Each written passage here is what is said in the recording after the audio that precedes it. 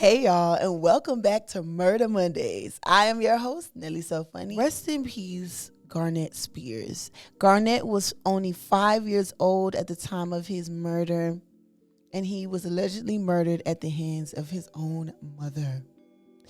Child, this is a sticky one. Let's get into it. First things first, let's talk about Lacey. Lacey, at the time of the murder, was 28.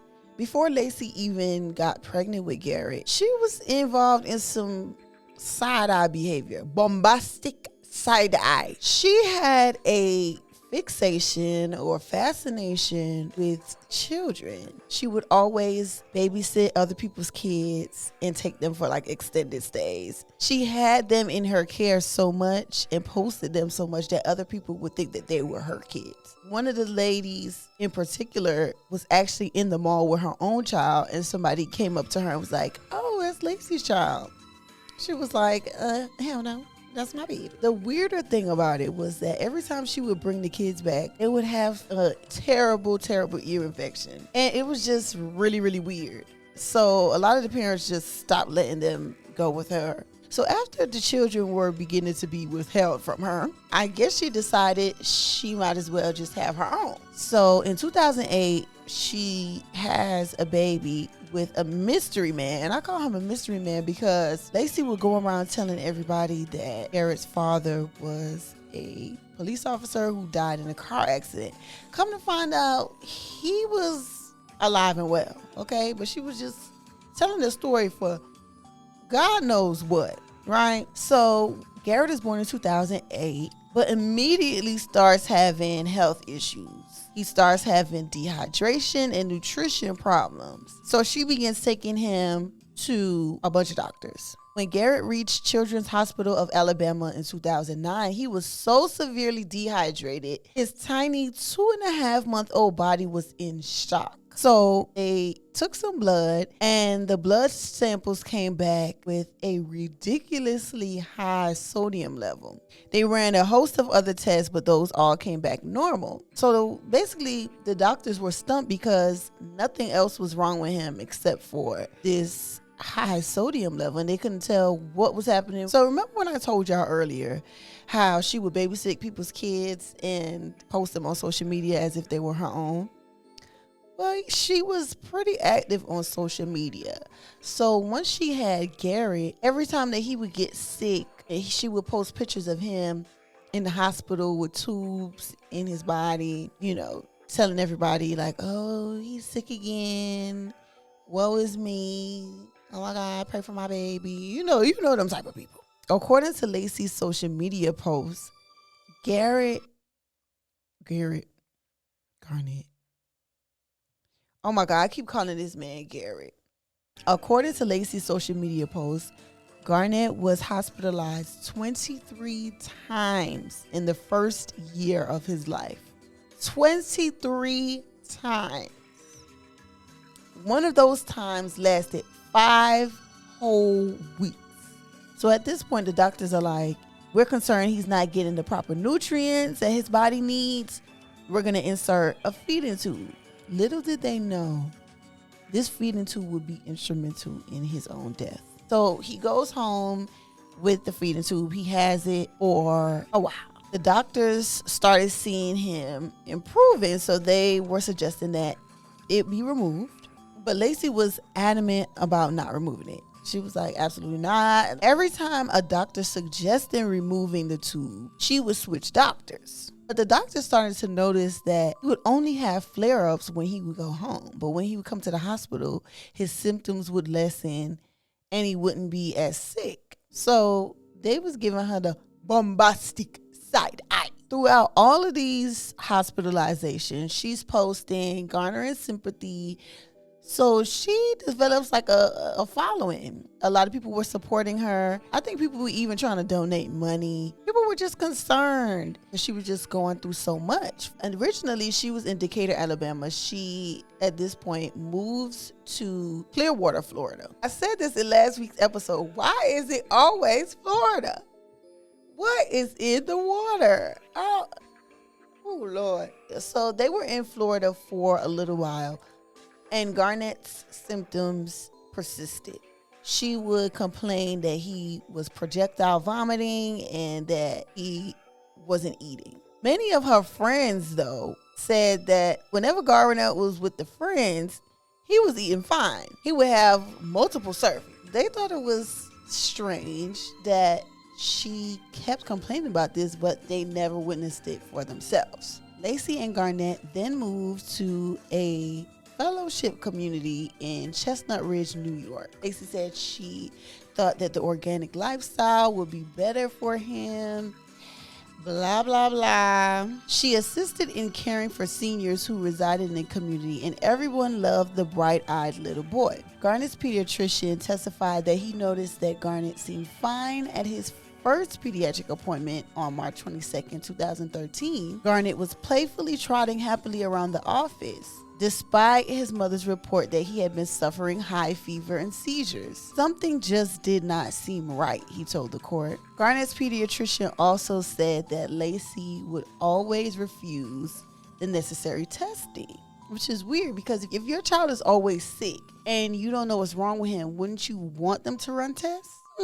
Bombastic side eye. But then, when another hospital physician told Lacey that Garnett needed a biopsy to rule out celiac disease, Lacey readily agreed to the painful procedure, but was resistant to the suggestion of a nutritional evaluation that might allow the removal of her child's feeding tube. So she said yes to this painful biopsy, but no to a painless evaluation. If they're telling you he no longer needs the feeding tube, why are you pushing for this feeding tube so bad? Suspicious. The last hospitalization brought Garnett to Nyack Hospital.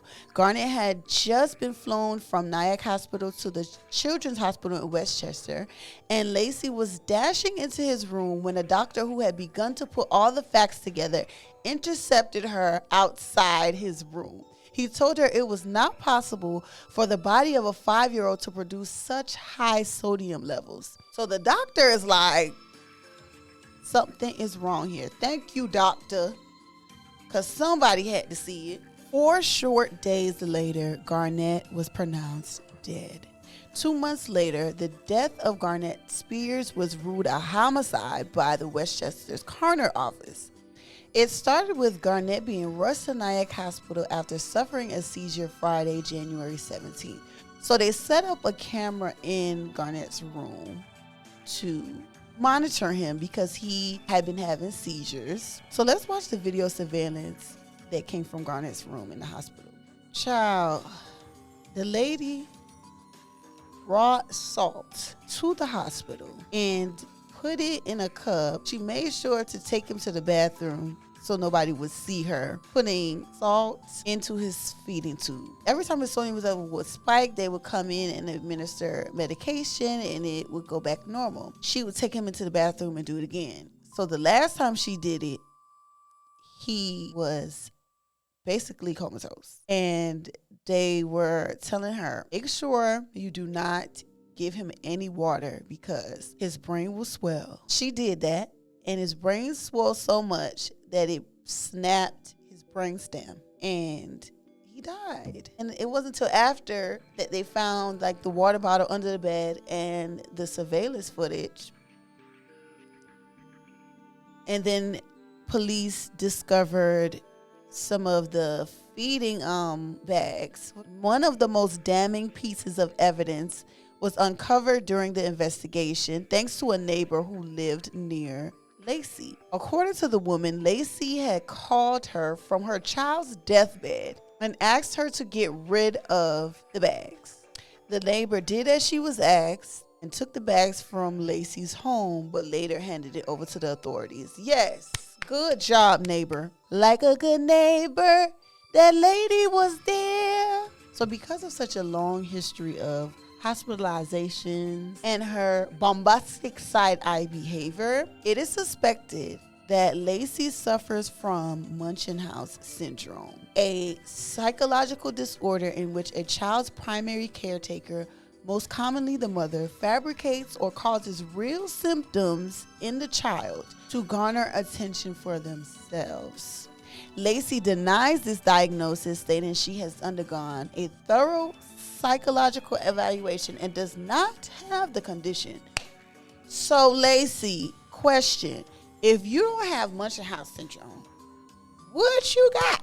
Like, what? How do you explain this? Let's hear it from the horse's mouth. Lacey, what you got to say, girl?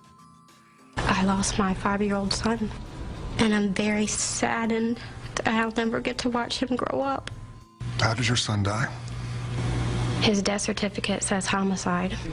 I didn't kill my son. I never poisoned him with salt. Then why is his sodium level so high? You would have to ask the hospital that. Oh, girl. That's the best you got? You would have to ask the hospital that. They caught you dead to rights, girl. You ain't got no defense. Oh, shit. Lacey Spears, now incarcerated for 20 years to life for her crimes, complains of her fellow inmates pouring salt on her food before serving it to her. I'm telling you, when they say karma is a bitch, child, they is petty for that, and I love it. I love that for her. It would seem that even behind bars, Lacey has found a way to connect with her fans, giving interviews, and even after her conviction and all of the evidence against her, she still protests her innocence. She said she wants to grade with that. You know what? Stand 10 toes down, right in prison. What do y'all think about this whole situation? I feel like there had to be something that the family or friends around them could have done before it got this far. Because if it was suspicious to the doctors, it should have been suspicious to the people who actually saw him day to day. Somebody should have been a whistleblower. They failed that baby. The moral of the story is hide your kids, hide your wives, because they killing everybody out here. Like, comment, subscribe. Let me know what you think. And what do you think my next video should be about? Love y'all. Bye.